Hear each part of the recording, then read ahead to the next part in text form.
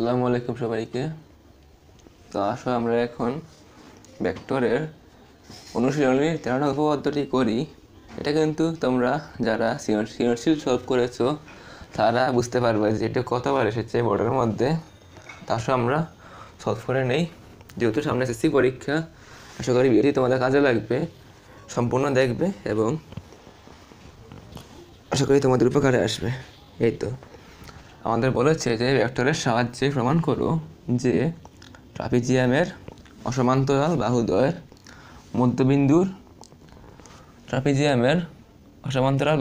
মধ্যবিন্দুর সংযোজক সরলরেখা সমান্তরাল বাহুদ্বয়ের সমান্তরাল ও তার যোগফলের অর্ধেক। এখানে এবি এবং ডিসি হচ্ছে অসমান্তরাল বাহু এবং এডি ও বিসি হচ্ছে সমান্তরাল বাহু।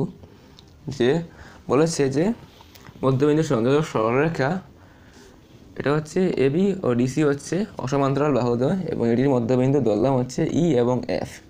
এখন বলেছে ইএফ সরলরেখা সমান্তরাল বাহুদ্বয় অর্থাৎ এডি ও বিসি এর সমান্তরাল ও তার যোগফলের অর্ধেক। তা একটু কনক্লুশনে আসি। তা আমাদের বলছে কি, আমাদের প্রমাণ করতে হবে যে প্রমাণ করতে হবে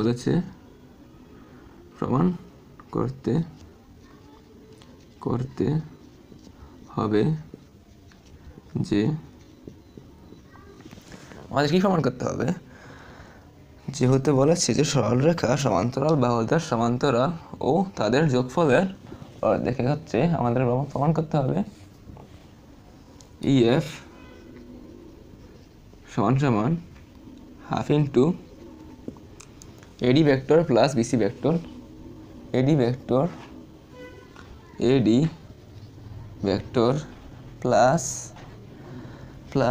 বিসি ভেক্টর ও এডি সমান্তরাল ইএফ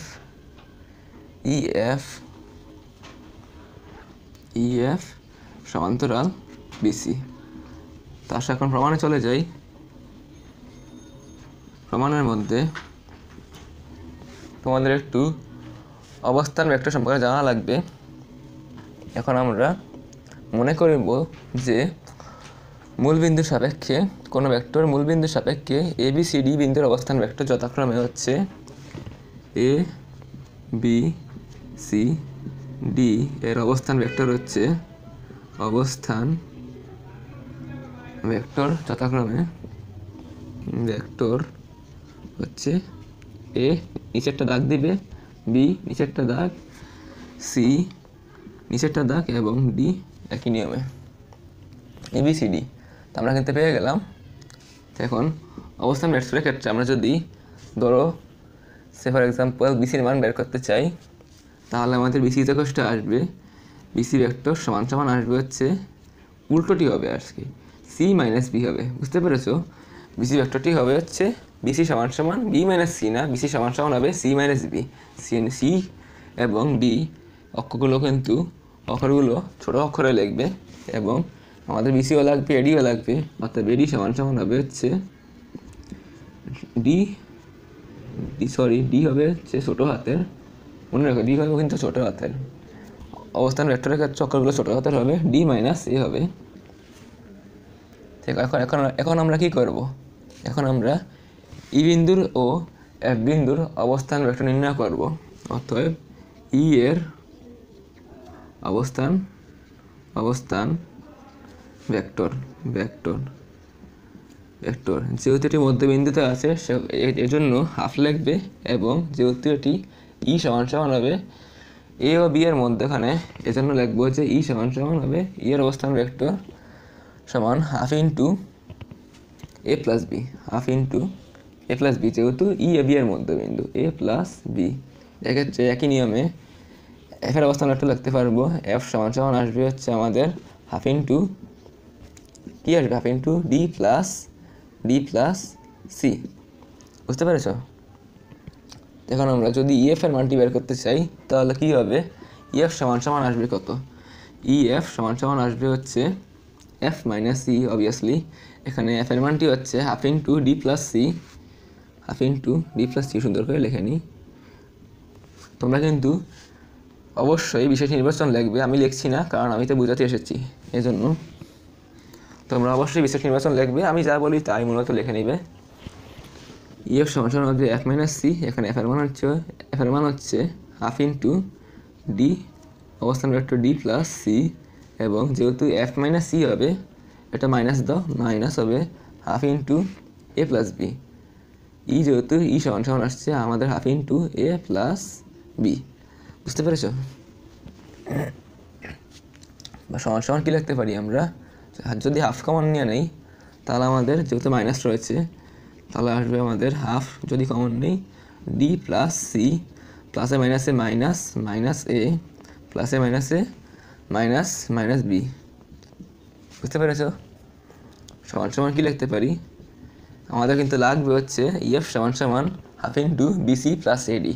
এই জন্য আমরা বিসি এর মানটি নিব এবং এডি এর মানটি নিব। এখানে খেয়াল করে বিসি কিন্তু আছে আমাদের সি মাইনাস বি। তো আমরা যদি এখন ব্র্যাকেট নেই, ডাবল ব্র্যাকেট নিয়ে সেটির মধ্যে আমরা কিন্তু বিসি এর মানটি সি মাইনাস বি লিখে দিব, সি মাইনাস বি, এবং প্লাস লিখব, প্লাস যেহেতু আমাদের এডি এর মানটি হচ্ছে ডি মাইনাস এ, এখানে কিন্তু সি মাইনাস বিও আছে এবং ডি মাইনাস এও আছে, যা সাজিয়ে লিখলাম আর কি, ডি মাইনাস এ হবে ডি মাইনাস এ অবস্থান ভেক্টর।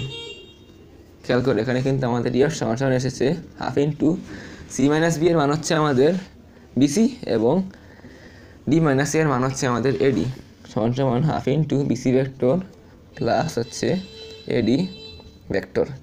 এটা আমাদের কিন্তু প্রমাণ হয়ে গেছে, এটি হচ্ছে আমাদের কিন্তু ইএফ এর মানটি।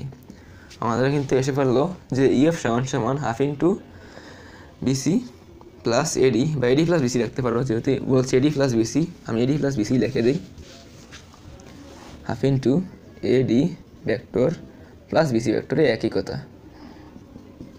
কিন্তু এখানে কিন্তু দেওয়া আছে যে বিসি ও এডি হচ্ছে সমান্তরাল, যেহেতু প্রশ্নের মধ্যে বলা হয়েছে সমান্তরাল বাহুদ্বয় হচ্ছে এডি ও বিসি, এবং এডি ও বিসি পরস্পর সমান্তরাল হওয়ায় বিসি প্লাস এডি ভেক্টরটিও কিন্তু তাদের, অতএব বিসি ও এডি এর সমান্তরাল হবে, অবভিয়াসলি এটা সবাই জানে। সুতরাং ইএফ ভেক্টরটিও কিন্তু বিসি ও এডি এর সমান্তরাল ও তাদের যোগফলের অর্ধেক হবে। এজন্য আমরা দেখতে পারবো যে এডি সমান্তরাল ইএফ সমান্তরাল বিসি। এটা আমাদের প্রমাণ হয়ে গেল, প্রমাণিত লিখে দাও। আশা করি ভিডিওটি ভালো লেগেছে, তো আরও ক্লাস নিয়ে আসবে ইনশাল্লাহ, তোমরা অপেক্ষা করো। দেখা হবে পরবর্তীতে। আসসালামু আলাইকুম রহমতুল্লাহ।